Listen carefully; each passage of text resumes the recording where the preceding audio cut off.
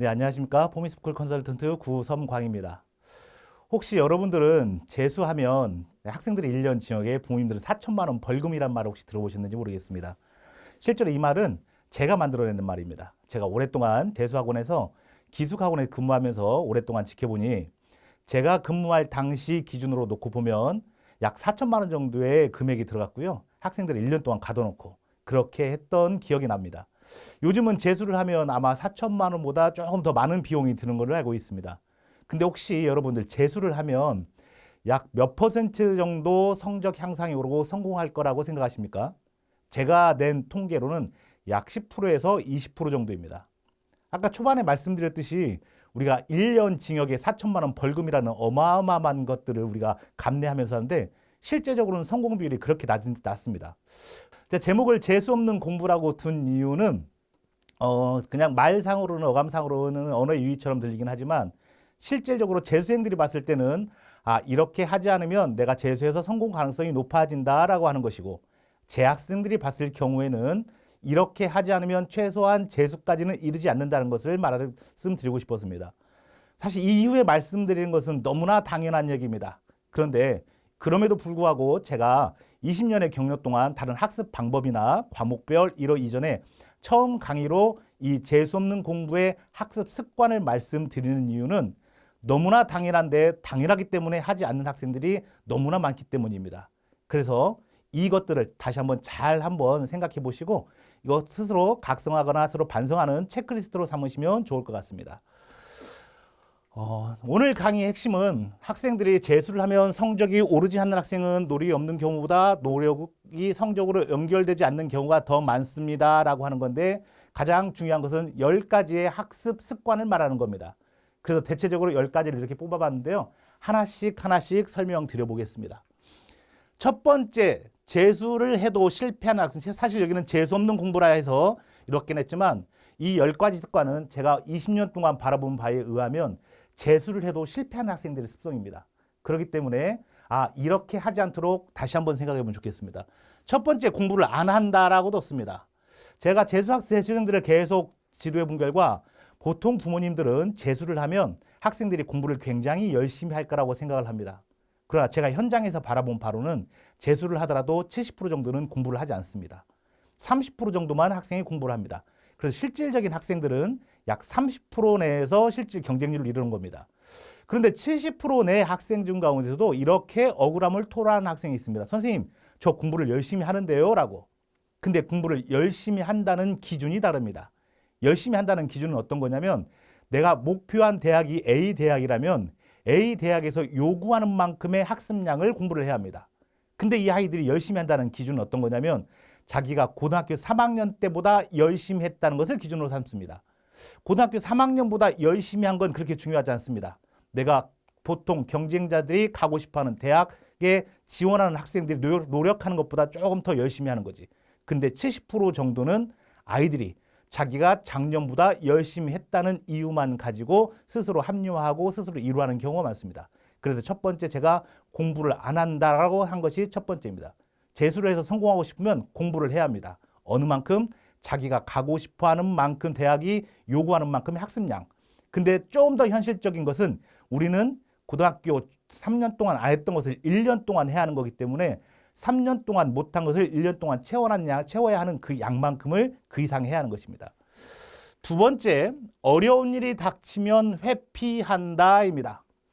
이것은 사실 제가 학생들에게 말할 때 공부와 인생은 비슷하다고 말합니다.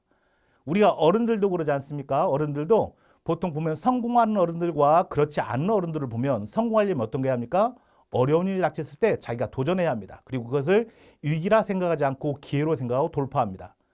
근데 성적이 오르지 않는 학생들을 가만 보니 이런 현상이 똑같이 있다는 겁니다. 어려운 일이 닥치면 회피한다입니다. 이 학생들은 기본적으로 아까 제가 말씀드렸지 않습니까? 70%는 공부를 하지 않는다고. 70%를 공부를 하지 않는 학생들 가운데 그 다음에 그 아이들이 어려운 문제를 만나면 이 친구들은 자꾸 뒤로 미룹니다. 사실 성적은 아는 것을 공부하는 게 아닙니다. 모르는 것을 아는 걸로 전환하는 노력이 있어야만 성적이 오릅니다. 그런데 상당수 학생들은 어려운 일이 닥치면 회피하거나 그렇게 하기 때문에 학생들이 성적이 오르지 않는 경우가 생깁니다. 이것은 여러분들이 단순히 수험적인 뿐만 아니고 앞으로 인생을 살아감에 있어서도 한번 유념해 봐야 할 부분인 것 같습니다. 세 번째, 오늘 할 일을 내일로 미룬다입니다. 우리가 흔히 말하는 MBTI 유형 보면 J와 P로 나눕니다. J들은 계획성을 가지고 한다고 하고 P는 계획성이 없다고 하는데 사실 J와 P의 문제가 아닙니다. J와 P의 문제가 아니고 이건 책임감의 문제입니다. 성적이 오르는 학생들의 공통점 중에 하나는 책임감이 강합니다. 책임감이 강하다는 말은 어떤 말이냐면 오늘 해야 할 당연한 것들을 당연하게 받아들이는 겁니다. 그런데 즉 무슨 말이냐면 학생들 같은 경우에 오늘 내가 7시 반부터 학원을 가야 한다는 것은 학원을 갈지 말지를 고민하지 않습니다. 그냥 그건 너무나 당연히 가야 하는 겁니다. 그리고 오늘 내가 공부를 이만큼 해야 한다는 것은 이걸 해야 할지 말아야 할지를 고민하지 않습니다. 무조건 하고 맙니다. 그래서 저는 꼭 학생들에게 아니면 학부모님들에게 드리는 말씀이 초등학교, 중학교 설명회 가서 부모님께 드리는 말씀입니다. 뭐라고 말씀드리냐면 부모님들 눈에는 현재 인서울이라는 기준이 굉장히 낮아 보이지만 고등학교 3학년 재수생들 컨설팅 현장 가면 인서울이 기준이 현실적으로는 매우 높습니다. 근데 그러면 우리 아이가 고등학교 3학년 가서 인서울을 기준을 가지고 고민하지 않고 싶거든 하나만 하시면 됩니다. 오늘 학교 끝나고 숙제하고 노는 거 습관을 들이는 겁니다. 이것이 중학교, 고등학교 가면 어떻게 하냐면 오늘 학교 수업에 집중을 했으면 오늘 복습을 하고 노는 겁니다. 즉 오늘 하기로 한 양은 무조건 끝낸 다음에 하는 것인데 상당수 학생들은 오늘 할 일을 내일로 미루는 능력이 굉장히 탁월합니다. 자, 네 번째, 스스로 한계를 정한다입니다. 우리가 보면 예전에 지금은 이제 학생들은 잘 모르겠지만 예전 우리 부모님들은 심영래라는 배우를 알 겁니다. 심영래라는 배우가 어떤 말을 했었냐면 안 하니까 못하는 거지 못하니까 안 하는 게 아니라고 하셨습니다. 굉장히 그때 우리가 신기술 사업이든 뭐든 할 때 나왔던 유행어입니다. 다시 한번 말씀드리겠습니다. 안 하니까 못하는 거지 못하니까 하는 게 아니다. 근데 학생들이 스스로 그렇습니다. 우리 학생들이 상담 오는 현장에서 항상 보면 어떤 말을 하냐면 우리 학교에는 서울대를 간 적이 없습니다. 우리 선배들은 최고 간 선배들이 어디까지 가봤습니다. 그리고 제가 실제적으로는 전교 몇 등을 해본 적이 없습니다. 근데 우리 한번 논리적으로 한번 생각해 보시면 됩니다. 내가 전교 지금까지 한 번도 못 해본 것과 앞으로 못하는 것과 무슨 인과관계가 있습니까? 우리 학교 선배가 서울대를 못 간 것과 내가 서울대를 못 가는 것과 무슨 인과관계가 있나요? 없습니다. 근데 스스로 한계를 정하고 그 안에서 노는 것이 편하기 때문입니다. 그래서 보통 학생들이 스스로 내 주변에 내 스스로 능력의 한계를 정하고 그 이상 할 수 없다고 하고 그 안에서만 최선을 다합니다. 근데 우리 항상 유명한 말 있지 않습니까? 최선이란 말은 최선의 범위 밖에서 구하는 거지 내 안에서 구하는 게 아닙니다. 정말 원하는 대학을 가고 싶거든 내 스스로 경험적 한계 아니고 내 경험적 밖에서 구할 때 스스로 우리는 더 좋은 성적을 거두게 됩니다. 근데 성적이 안 나온 학생들 공통적인 특징 스스로 한계를 정한다입니다. 다섯 번째 습관, 남의 눈치를 보며 남 탓을 한다입니다. 지금 시기적으로는 우리 촬영 시기가 5월입니다. 제가 어디 다른 데 가서 설명할 때 다른 부분 데 가서 설명할 때 어떤 거에 뭐라고 말했냐면 재수생들 기준으로 4월까지는 공부를 열심히 합니다. 근데 5월부터 실질적으로 학습량의 차이가 있다고 말씀드립니다. 이것은 제가 약 5년 동안 수학 문제집 등급별로 통계를 내봐서 합니다. 4월까지는 누구나 열심히 합니다. 누구나. 근데 5월부터 열심히 하지 않습니다. 5월에 어떻습니까? 우리 재학생들 같은 경우는 중간고사 끝나고 큰 고비가 넘겼다고 생각하고 한 이틀, 3일만 논다고 생각했다가 일주일 아니면 2주, 3주 노는 경우가 생기고요. 재수생들 같은 경우에 아까 말한 대로 4월까지 조금 쉬운 개념을 하다가 조금 더 어려운 공부를 하게 되니 이때부터는 학생들이 스스로 슬럼프에 빠진다고 생각을 합니다. 그럼 이 친구들이 다시 보면 그 다음에 어떻게 원인을 해야 하냐면 원인을 자기 안에서 찾아가야 합니다. 자기 안에서 찾아가야 하는데 이 학생들의 공통적인 특징은 수험적 자존감이 조금 낮다 보니까 어떻게 하냐면 내 자신의 탓으로 돌리자니 내가 너무 낮아지고 내가 너무 나락에 빠지는 것 같으니까 너무 힘듭니다. 그럼 어떻게 합니까? 남 탓하면 됩니다. 오늘 아침에 못 일어나는 게 부모님 탓은 아니지 않습니까? 근데 우리 아침에 일어날 때 아침에 늦게 일어나면 어떻게 합니까? 엄마 탓을 합니다. 엄마 왜 나 이 시간 안 깨워줬지라고 합니다. 수업이 이해가 안 되면 이해 못하는 내 자신을 탓해야 합니다. 그리고 수업을 이해하기 위해서 어떤 노력을 해야 할까 합니다. 근데 학생들 어떻습니까? 이해가 안 되는 선생님 탓을 합니다. 오늘 내가 기분이 안 좋으면 친구 탓을 합니다. 왜 그럴까요? 남 탓하면 편해지기 때문입니다. 근데 이 무서운 특징이 어떤 거냐면 성적이 오르지 않는 학생들 가운데 나온 것입니다. 원인을 항상 내 안에서 찾아야 하는데 이 학생들 같은 경우에는 외부로 찾습니다. 그러면 이 친구들이 흔히 말하는 장수하는 학생들 있지 않습니까? 장수하는 학생들. 이 학생들 어떻습니까? 처음에 재수를 맨 처음에 시작할 때는 보통 항상 보면 자기 원인을 찾는 게 아니라 이번엔 강사만 바꾸면, 이번에 학원만 바꾸면, 이번에 책만 바꾸면 성공할 것 같습니다. 근데 어떻습니까? 강사를 바꾼들, 책을 바꾼들, 장소를 바꾼들 되지 않습니다. 뭘 바꿔야 합니까? 내 자신의 것을 바꿔야 하는데 실패한 학생들의 특징입니다.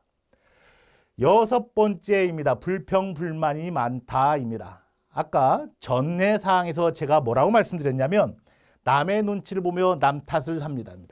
근데 똑같이 이어지는 게 바로 뭡니까? 불평불만이 많다입니다. 보통 보면 어떠한 상황에 대해서 제가 상담하거나 이럴 때 이런 말을 합니다. 공부를 잘하는 학생들의 특징을 보면 그리고 그 과정을 보면 이렇게 말합니다. 머리가 좋은 사람은 노력하는 사람을 못 이기고 노력하는 사람은 즐기는 사람을 못 이긴다고 합니다. 근데 이 즐긴다는 말이 무슨 말이냐면 제가 이렇게 예를 들어 설명합니다. 예를 들면 제가 지금 약간 체격이 좋지 않습니까?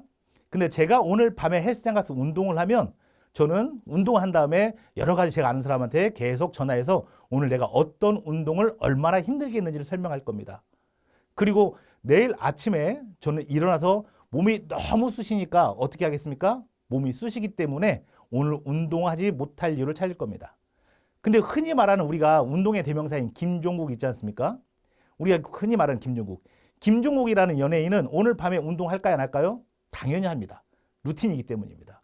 운동했다 해서 그러면 그 연예인이 다른 사람들한테 운동했다고 자랑합니까, 안 합니까? 안 합니다. 내일 아침에 일어나면 몸이 쑤실까요, 안 쑤실까요? 보통 학생들은 김종국은 몸이 안 쑤실 거라고 생각하는데 몸이 쑤십니다. 똑같습니다. 근데 김종국은 그것을 어떻게 받아들이냐면 내가 오늘 몸이 쑤시는 것을 보니 어젯밤에 운동을 제대로 했나 보구나. 그러면 오늘은 다른 부위를 어떻게 하면 쑤시게 할까라고 고민합니다. 근데 아까 전에 저 어떻습니까? 몸이 쑤시니 오늘 어떻게 하면 운동을 안 할 핑계를 댑니다. 즉 똑같은 비유, 똑같은 상황에서 제일 중요한 상황에서 수험생이 가져야 할 것은 매일같이 우리가 닥치는 현실은 매일같이 공부를 하지 말아야 할 이유와 공부하기 싫은 이유, 공부하기 힘든 이유들이 매일같이 산적이 있습니다. 그 상황에서 성적이 잘 오르는 학생들은 그 상황을 빨리 내가 마인드 컨트롤을 해서 이걸 공부하기 좋은 상황, 감사한 상황으로 여깁니다. 근데 그렇지 않은 학생들은 매일같이 내가 오늘 공부할 수 없는 이유들을 대면서 오늘 불평불만이 많습니다. 지금 굉장히 봄날이지 않습니까? 날씨가 굉장히 좋습니다. 오늘 촬영하러 온 날 보니까 날씨가 굉장히 좋습니다. 근데 하나만 잘 생각해 보십시오. 수험생에게 정말 좋은 날씨는 어떤 날씨입니까? 공부가 잘 되는 날입니다. 공부가 잘 되는 날은 비가 오면 비가 와서 기분이 좋고 공부가 잘 되는 날이면 쌀쌀하면 쌀쌀해서 좋습니다. 근데 공부가 안 되는 날은 비가 오면 비가 와서 안 좋고 날이 추우면 추워서 안 좋고 더우면 더워서 안 좋습니다. 과연 날씨의 탓일까요? 아니면 내 안에 들어가 있는 마음의 탓일까요? 잘 한번 생각해 보시면 좋을 것 같습니다. 성적이 안 나온 학생들 불평불만이 많다.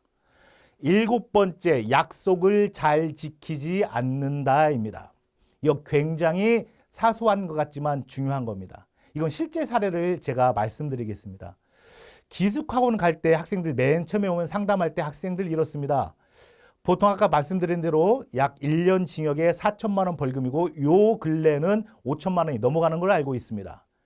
맨 처음에 부모님들하고 작별하고 첫날 잠을 잘 때 학생들은 이런 결심을 합니다. 어떻게 하냐면 자기 숙소 내에서 자기 침대 내에서 올 1년만큼은 내가 죽을 각오를 하고 모든 걸 쏟아붓겠다고 아이들이 결심을 합니다.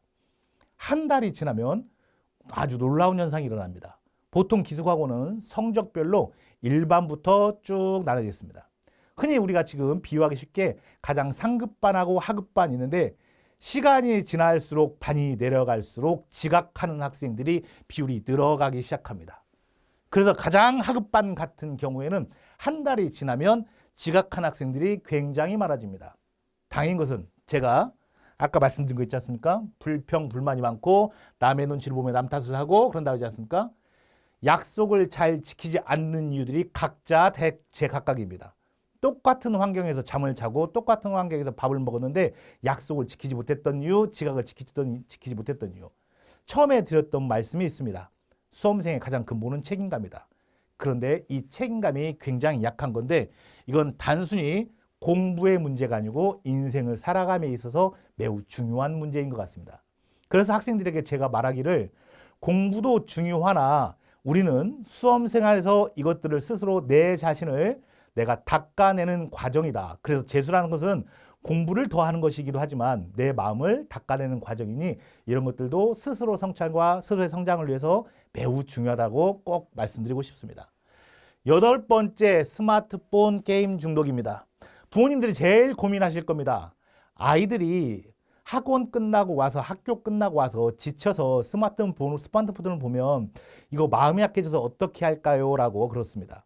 학생들도 부모님들에게 꼭 이렇게 하면 합니다.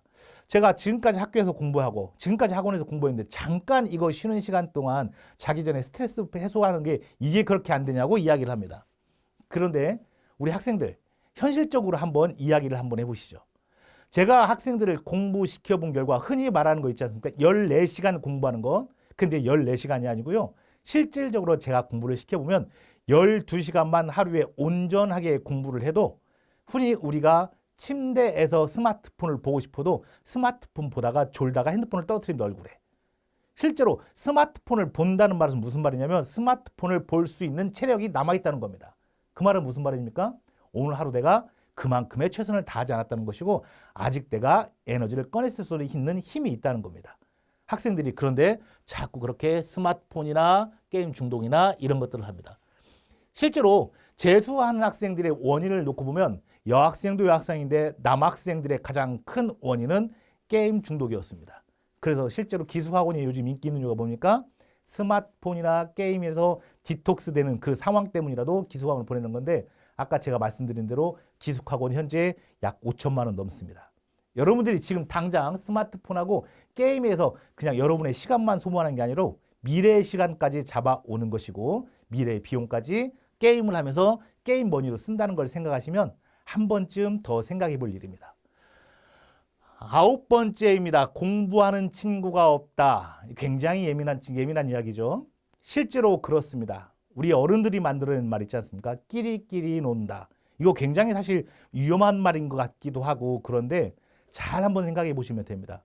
학생들이 제가 상담할 때 이렇습니다. 가장 많이 하는 질문이 선생님, 제가 올해 공부하는데 조금 어느 정도 가능성이 있을까요? 저 올해 잘 될까요? 이런 질문을 많이 합니다. 그러면 그럴 때마다 제가 뭐라고 하냐면 예를 들면 A라는 친구면 A야 잠깐 와봐라. 그리고 A4 용지를 하나 줍니다. 너가 최근에 3개월 동안 가장 많이 붙어 다녔던 친구 5명만 적어보라고 합니다. 그리고 그 5명의 친구에게 친구라는 감정 없이 너가 대학 입학 사정관의 입장에서 그리고 결정하는 입장에서 이 학생이 올해 수험에서 성공할 확률을 한번 냉철하게 적어보라고 합니다. 학생이 적어봅니다. 제가 그래서 뭐라고 말하냐면 그 평균값이 네가 올해 성공할 확률 가장 근접한 값이다라고 이야기합니다. 왜 그렇습니까? 공부하는 주변의 친구에게는 공부하는 친구가 많습니다. 노는 친구들에게는 노는 친구가 많습니다. 왜? 여러분들 나이 때는 준거 집단이라서 가장 많이 시간을 소모하는 친구가 가장 의리 있고 가장 가치 있는 친구지 않습니까? PC방을 가장 많이 간 친구가 있다면 내가 PC방을 가 있다는 거고 내가 운동을 좋아하는 친구가 있다면 내가 그 운동의 현장에 가 있다는 겁니다. 근데 실제로 정말 전교 1등 하는 친구들 한번 보십시오. 어디에 있습니까? 항상 공부하는 환경에 가 있습니다. 그리고 공부하는 장소에 가 있습니다. 그렇기 때문에 그 친구들은 실질적으로 친구가 많다 하기 전에 자기 자신에 집중합니다. 제가 그래서 드리는 말씀이 뭐라고 하냐면 친구들에게 마당발에 닫힌 연대와 단독자의 열린 고독이라는 말을 합니다. 흔히 우리 친구들끼리 생각해 보면 그런 거 있지 않습니까? 내가 친구들에게 흔히 말하는 여러분들 주변 친구들에게 인기가 많다. 그리고 주변 친구들에게 인기가 없다라고. 그래서 주변 친구들에게 내가 인기가 없음을 속상해하거나 아니면 주변 친구들에게 인기가 많음을 자랑하거나 이런 친구들이 많습니다. 근데 우리 오늘 하루를 보낸 다음에 인생의 문제가 아니고 입시적 관점에서 놓고 여러분이 수험적 관점에서 놓고 보면 한번 오늘 하루 다 지낸 다음에 잠자리에 누울 때 한번 오를 하루 생각할 때 내가 이 친구랑 같이 지내면 과연 대학에 합격할 수 있을까 고민 한 번씩 해보지 않습니까? 내가 어쩔 수 없이 이 친구랑 있긴 하지만 이 친구 때문에 서로 간에 서로 고민하지 않습니까? 이 친구만 조금 없으면 내가 공부를 조금 더 집중할 수 있을 것 같은데 이 친구만 내 주변에 조금 시간이 없으면 내가 조금 더 내 목표치에 달아갈 수 있을 것 같은데 그런 고민 혹시 하지 않고 있지 않습니까? 비슷합니다. 여러분이 고민하면 다른 친구도 고민합니다. 근데 반대로 생각합니다. 여러분 보면 짝꿍이 있거나 이런 친구가 있는데 누구 옆에 있으면 유난히 공부 잘 되는 친구 있습니다. 그게 누굽니까? 전교 1등 하는 친구입니다. 왜? 내가 저 친구만큼 따라서 저 친구가 앉아있는 만큼 앉아있고 저 친구가 노력하는 만큼만 노력하면 최소한 그 정도 수준은 갈 수 있다는 스스로 안도감이 들고 스스로 자신감이 생기기 때문입니다. 그래서 공부하는 친구에는 항상 공부하는 친구가 없다고 하는데 이런 말 제가 설명해 가서 하면 정말 재밌는 현상이 있습니다. 공부를 잘하는 친구들은 정말 자기가 전교 1등 하거나 이런 친구들은 이 말을 고개 끄덕끄덕거립니다.